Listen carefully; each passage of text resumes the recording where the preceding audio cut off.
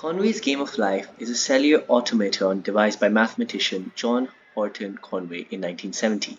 It's a simulation of a simplified world where cells evolve over time based on a set of rules.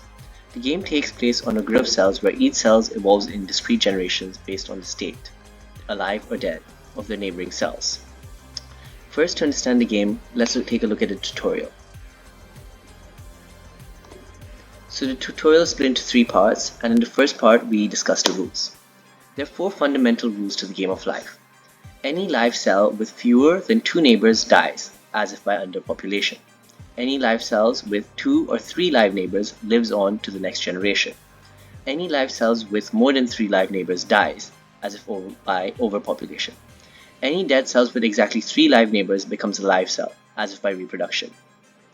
In coding terms, if live and neighbor is less than 2 die, elif live and neighbor is 2 or 3 live, elif live and neighbors is greater than 3 die, and lastly elif dead and 3 neighbors alive live. So now let's look at some of the ways that we can play the game, like different features and different tricks. So this one is the glider. If we click spacebar, you can see it evolves and takes the shape of a glider and goes all the way to the edges. Also, we can look at the next one too, tutorial 3, which shows a pattern which merges together. Now, looking at this tutorial, let's move on to look at some different modes, such as our sandbox.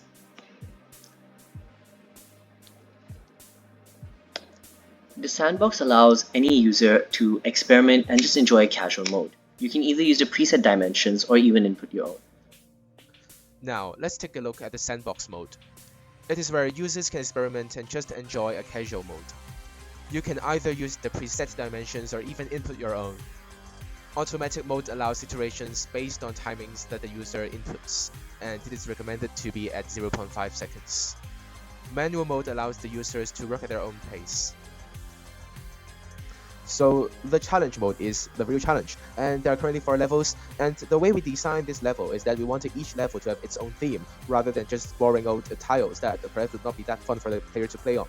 So for example, what you're seeing here is a man trying to pursue his freedom, so you're trying to destroy the cells here and see him become a bird that flies away. And also there is this one that's a spaceship trying to fly upwards, and you're trying to fix the spaceship. So we're trying to implement levels that are actually fun to look at and play to try to maximize the potential of this game.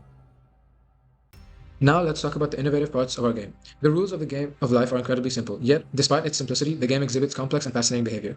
With just a few basic rules governing the interaction of cells on a grid, the whole world of intricate patterns and structures unfolds. It's remarkable to see how such simplicity can give rise to such complexity.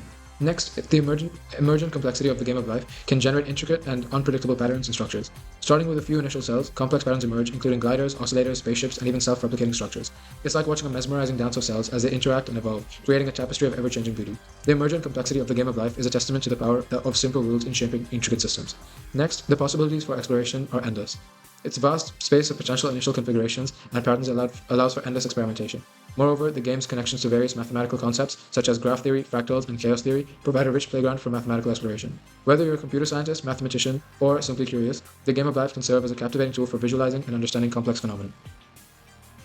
Not only this, there are also quite a few innovative parts of our code. Firstly, it's the interactive gameplay.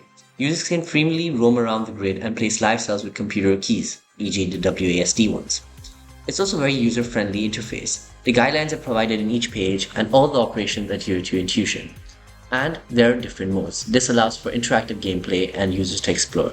Furthermore, we used also lots of import functions and different concepts during our code. Now I would like to talk about a few challenges that we faced throughout the coding process and how we overcame them. So first, we realized that ED doesn't support Pygame. So to conquer this, we decided to code the entire game in the terminal. Next, we kept encountering the error that the screen was not big enough for the entire map to be displayed. So we limited the max number of rows and columns to a 9x9 grid.